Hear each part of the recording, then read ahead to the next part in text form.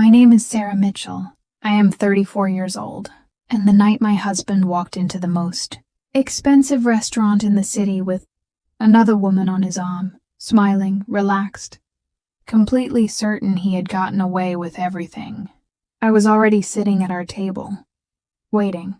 I had ordered a glass of wine, the good kind, the kind we never ordered because Daniel always said it was too expensive. I took a slow sip.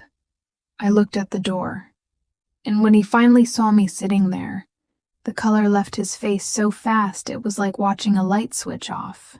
But if I only tell you that part, you will not understand what it cost to get there.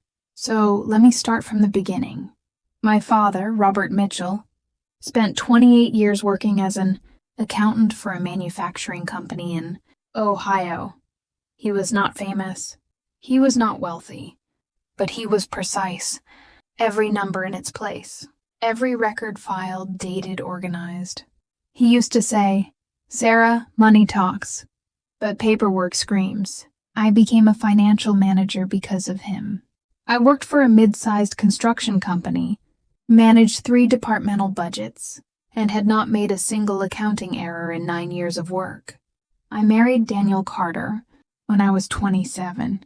He was 31. He worked in sales for a pharmaceutical company. Charming, well-dressed, the kind of man who remembered your birthday and forgot your boundaries at exactly the same time. The first 4 years were good. Not perfect, but good. The cracks started in year 5. Late nights became regular. Client dinners started happening twice a week. His phone, which had always been face up on the table between us, quietly flipped itself face down one Tuesday evening and never turned back over. I noticed. I said nothing. Because I had learned from my father that the person who reacts first almost always loses, and I was not interested in losing. The text arrived on a Wednesday afternoon.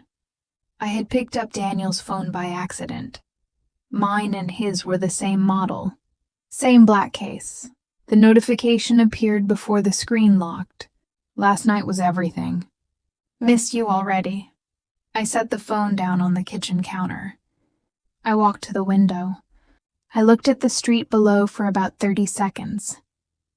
Then I picked up my own phone and called my cousin Jennifer, who is a family law attorney based in Columbus.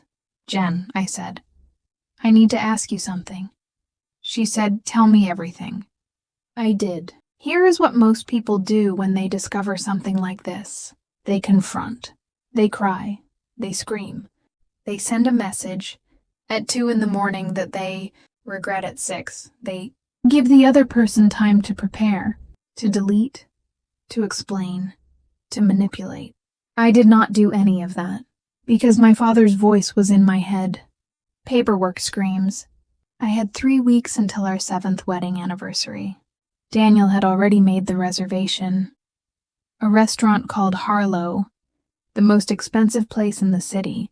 Rooftop, candlelight, the works. He had made it to look like a devoted husband. I had 3 weeks. I used every single day of them. Week 1, I contacted a private investigator, a woman named Karen Walsh, recommended by Jennifer. Professional, discreet, experienced in exactly this kind of case. Within 5 days, Karen had documented 11 meetings between Daniel and a woman named Rachel Davis, a junior sales rep from his company. Restaurant receipts, hotel check-ins, phone records from a secondary number I had not known about. Karen handed me a folder. Photographs, dates, times, locations. I looked through every page. Then I filed it neatly and moved to week 2. Week 2, because I was the financial manager of our household. Daniel had handed that responsibility to me in year 2 of our marriage, which was the single biggest mistake he ever made. I had full access to our joint accounts, our savings, and the investment portfolio we had built together over 7 years. I spent 3 days reviewing every dollar. Then I called Jennifer again. She walked me through the process carefully. In our state, Marital assets acquired during the marriage are subject to equitable distribution, but documented financial misconduct changes the picture significantly for the judge. Daniel had been withdrawing cash from our joint savings for 14 months. Small amounts, $500 here, $800 there, pal, but consistent. Regular, and always on days I was working late. Total, over $42,000. Gone. No receipts. No record of where. Jennifer filed a formal motion to preserve marital assets with the court on Thursday of week 2. On Friday, I opened a new personal account in my name only, transferred my individual salary savings, money I had earned, deposited separately, and never mixed into our joint account, and secured it completely. I did not touch a single dollar of the joint account. I did not need to. The court motion had already frozen it. By Sunday evening, everything that was mine was exactly where it belonged. Then I moved to week 3. Week 3, I called the restaurant Harlow. Rooftop. Table for 2. Daniel Carter, 8 p.m. Friday the 14th. I spoke to the manager directly. I said, "This is Mrs. Carter. I would like to adjust the reservation slightly. Please keep the table. I will be arriving early." Then I called Daniel's office, not Daniel, his office, and left a message with his assistant that his wife had confirmed the anniversary reservation and was very much looking forward to the evening. I wanted him comfortable, relaxed, certain. The night before the dinner, I laid out a dark red dress I had bought years ago and never worn. I did my hair. I polished my shoes. I slept well. Anniversary evening, 7:15 p.m. I arrived at Harlow 45 minutes early. The manager showed me to the table personally. Candlelight, white tablecloth, view of the city below. I ordered a glass of wine, the good kind. I looked at the door and I waited. At 8:07 p.m., Daniel walked in. He was wearing the navy suit I had bought him for Christmas 2 years ago. He looked relaxed, confident, every inch the man who believed he had everything under control. He was not alone. Rachel Davis walked in beside him. Black dress, heels, a small clutch bag. She was laughing at something he had said in the car. She looked completely comfortable. She had no idea where she was walking into. The hostess brought them to our table. Daniel saw me at approximately the same moment Rachel did. His face did something I had never seen it do before. It went completely, entirely blank, like a screen that has just been unplugged. I smiled. The same smile I use in budget meetings when someone tries to present false numbers and I'm about to take them apart line by line. Calm, clear, ready. "Daniel," I said. "You look surprised." He said nothing. Rachel looked between us. She was beginning to understand. I could see it happening in real time. The smile fading, the posture changing, the clutch bag gripped a little tighter. I looked at her directly. "Please sit down," I said. "Both of you. I think we should have dinner." Daniel found his voice. "Sarah, this is a work colleague. We were just..." "Daniel." My voice was very quiet. The table next to us had gone still. I have Karen's complete report in my bag. 11 documented meetings, hotel receipts, the secondary phone number, the photographs. He sat down, slowly, like something had been removed from his legs. Rachel remained standing. "You should sit," I told her gently. "This is not your fault. You did not know he was married, or perhaps you did. That is between you and your conscience. But tonight, what I have to say is for him." She sat. The waiter appeared. I ordered for all 3 of us, the most expensive items on the menu, because Daniel's card I knew would not be working tonight. The joint account was frozen. The cash withdrawals were documented. His secondary account, the one he thought I did not know about, had been flagged in Jennifer's court motion that morning. He reached for the bread on the table with slightly shaking hands. I opened my bag.